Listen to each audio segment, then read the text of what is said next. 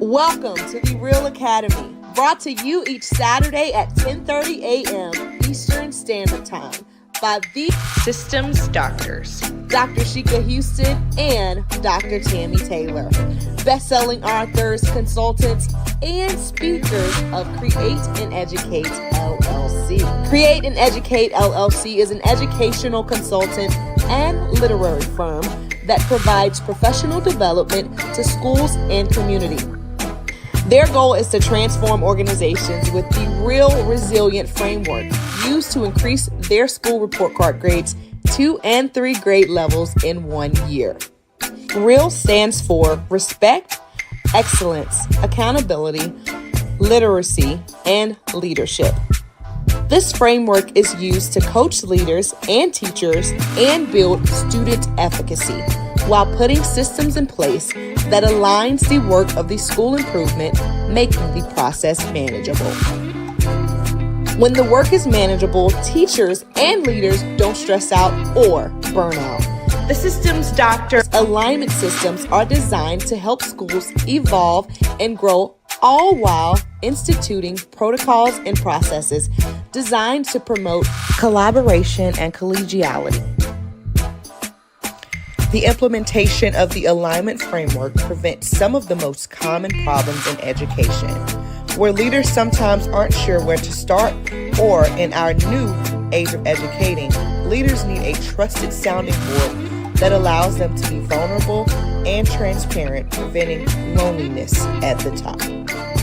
The framework doesn't just help leaders, but also prevents teachers from burning out from too many initiatives and embracing teachers as they are the experts. Finally, the framework extends to the children, helping them get engaged in school and solving a nationwide problem. Alignment systems are frequently referred to as a key element of success in the improvement process. In the sport of rowing, all rowers must put their oars in the water, succinctly creating a system for their boat to reach maximum speed. So schools that want to improve are bringing in the Systems DoctHers to teach them all about the alignment systems that must be in place for school improvement to be accomplished at high levels. The dynamic duo provides insights into educational topics through their international platform, which includes educators, parents, and community members as a way to support important entities that make communities thrive. This is their way to pay it forward and provide the support they needed through their platform. Take a look.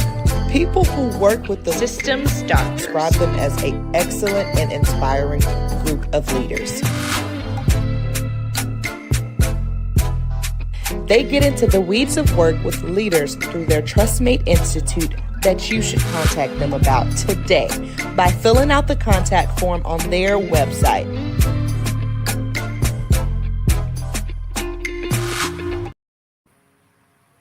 It's Super Saturday, everyone. Welcome to episode 197 of the REALL Academy, brought to you by Create and Educate with your very own Systems DoctHers, HERS. I am Dr. Sheka Houston. Good morning, and I am Dr. Tammy Taylor. Welcome, everybody. Yes, welcome. And if this is your first time tuning in to Create and Educate, we create and educate so that you can thrive.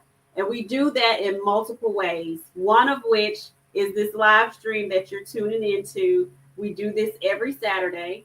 We also create team-based personality assessments that helps teams and leadership teams discover their blind spots, how to best work together. And the teams that we have worked with so far have truly enjoyed them. Your chair, your secret sauce, and your cultural crown are just a few of them. Absolutely.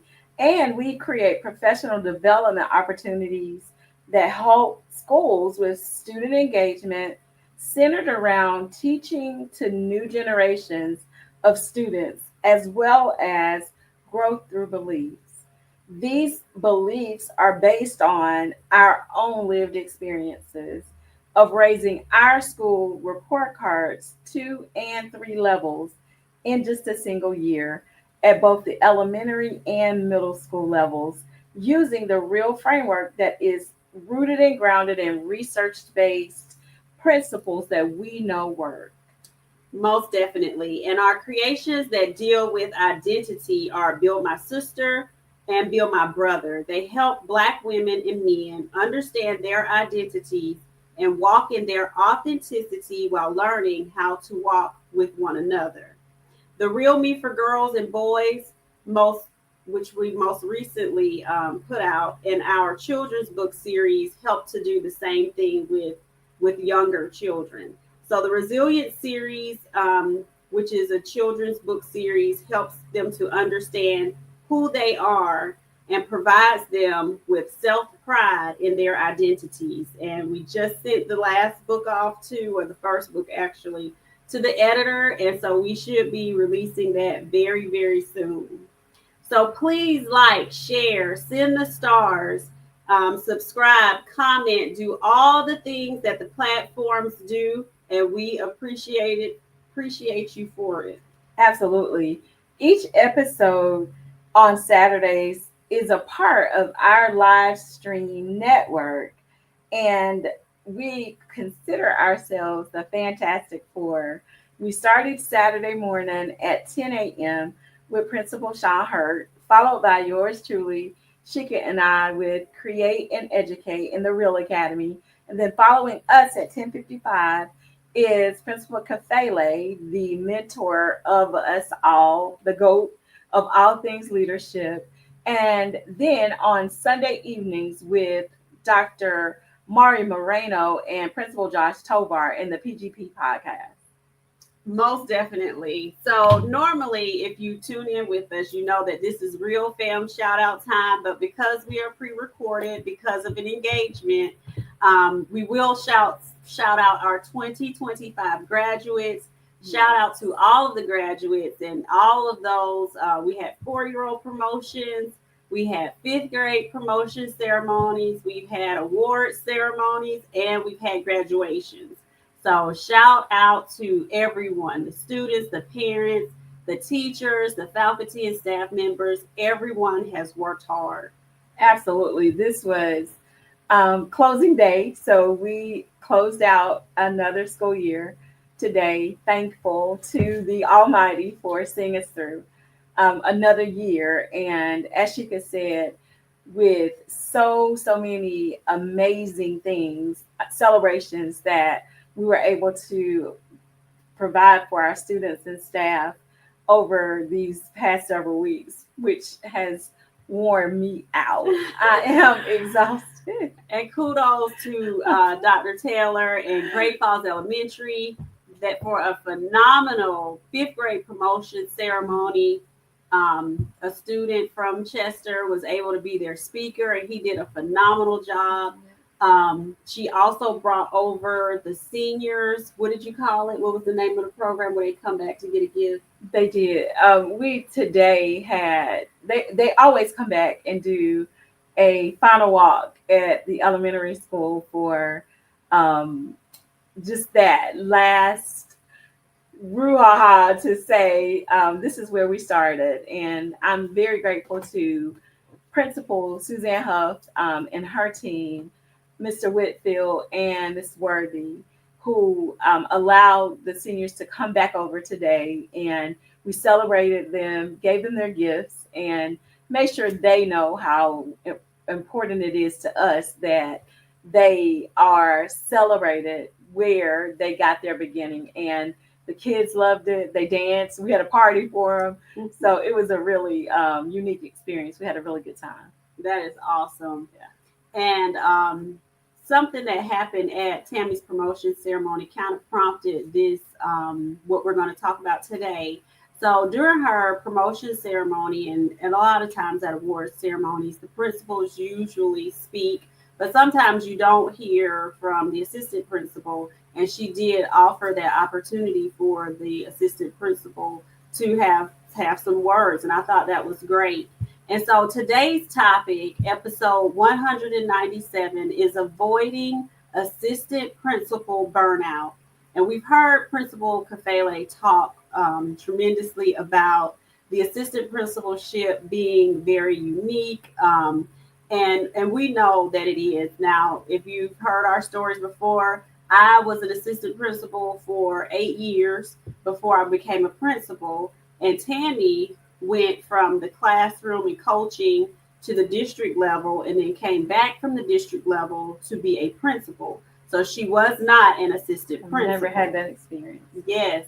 And so what we are finding, and we coach people in multiple states, multiple areas, outside of South Carolina, inside of South Carolina. So this is not, targeted to just one specific area. This is an overall observation. Sometimes what happens in the unique position of an assistant principal is if they are under leadership who doesn't appreciate the position, a lot of things can become dumped on the assistant principal in the name of delegation or in the name of, oh, I'm preparing them for the principalship, which you're not, or in the name of, oh, I'm getting them ready, I'm coaching them up. And to be honest, what it really is some lazy leadership. And we got to do a better job of really making sure that we are not burning out the people who are supposed to be a part of your team, supposed to be protected by you, by just dumping everything on them. And we running around with what I call the George Jefferson syndrome, with your arms running behind your back. You the principal, you in charge. And so I got people for this. That is not what leadership is.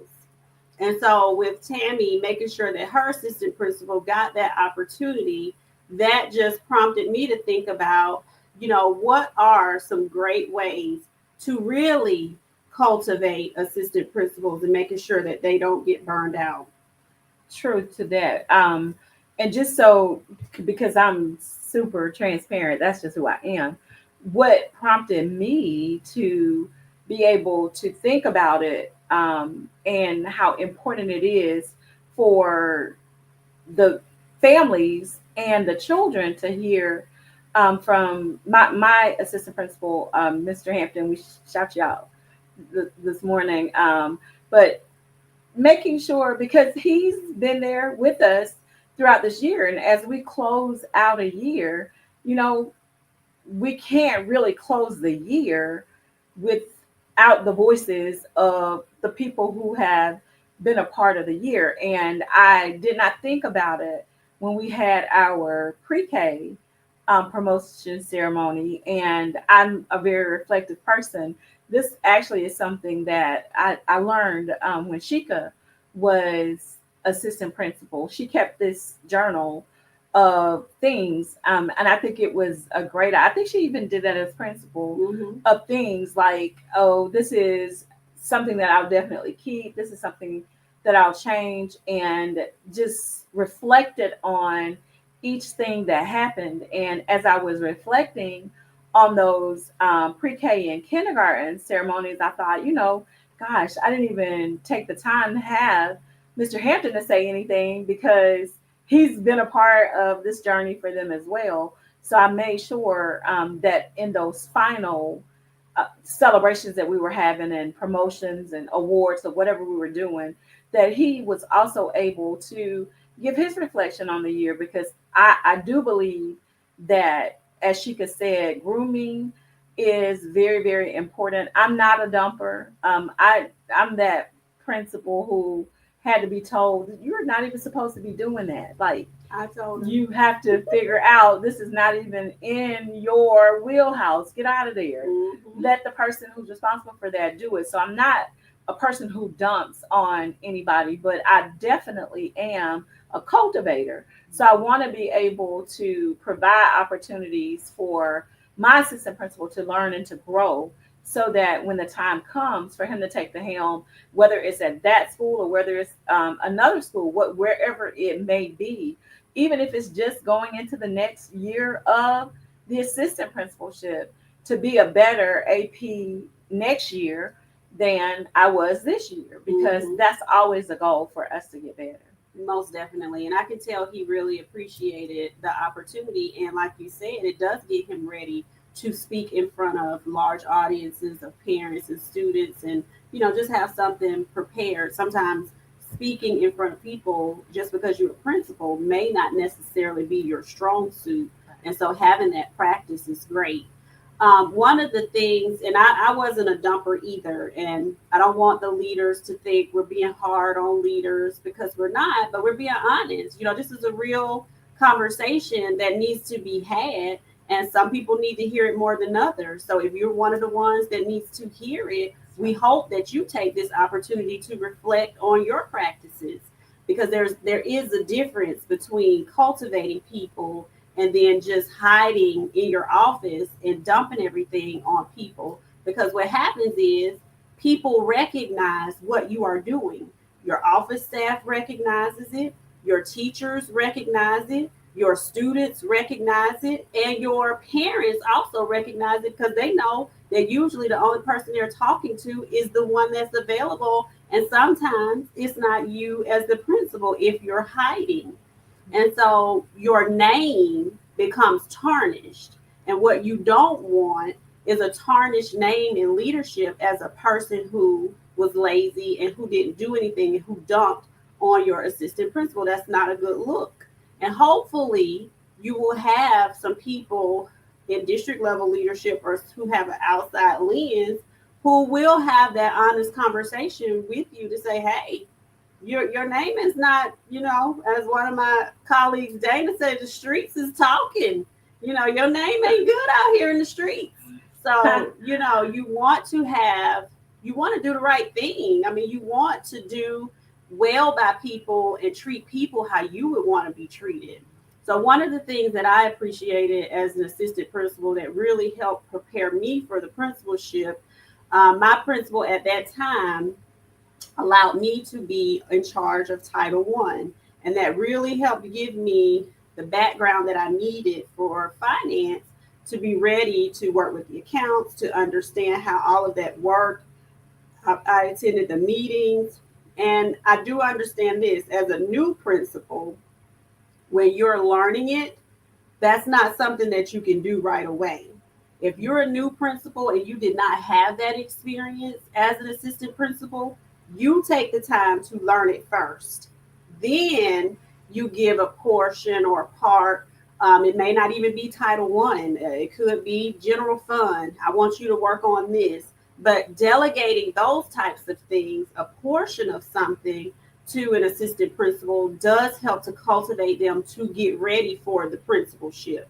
Usually finance is one of the things that they don't have. I agree. I think too, the other thing that I think is invaluable when you are really trying to cultivate the strengths that your assistant principal brings to the table is allowing them to take the lead in the area where they do have strengths. As Sheka said, yes, you need to assign them things that they can learn and grow into, because finance, I think, is something that is important for any person that is in school level leadership to take some note of, because that's a very, very important aspect of that position. And it's not just because, lots of people say, oh, I don't want to go to jail.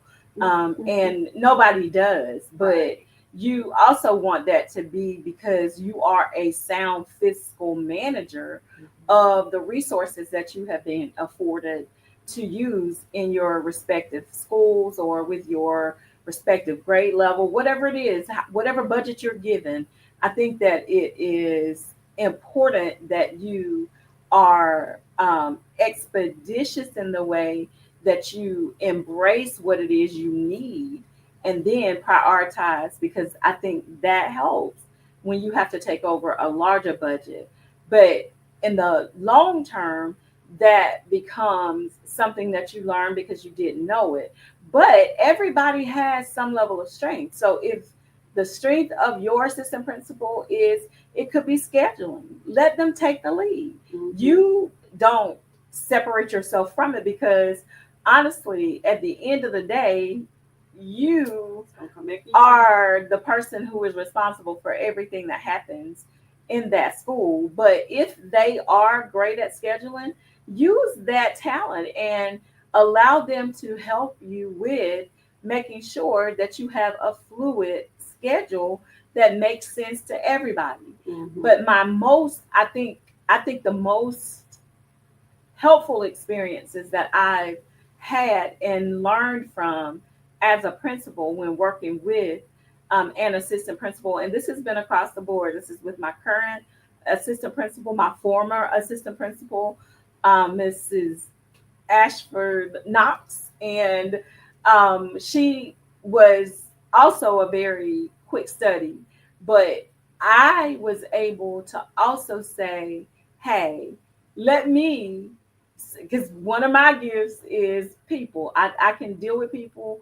People calm down around me because you can't incite me. So I mean, like, you're going to be really upset in here by yourself. Right. And so when people see that you're not reactionary, usually they come around and I'm understanding. Like, I understand you come on in here and advocate for your child. I'm not saying a word. Mhm. But I do allow for my assistant principal, I even allow teacher leaders to Mhm. sit in on conversations with parents, because you need to understand how to respectfully deal with people who are probably disagreeing with what you said Exactly. or disagreeing with what you have decided. Mhm. So you have to be able to stand firm in what you know is the right thing to do, but be able to navigate that situation in a way that's respectful to everyone.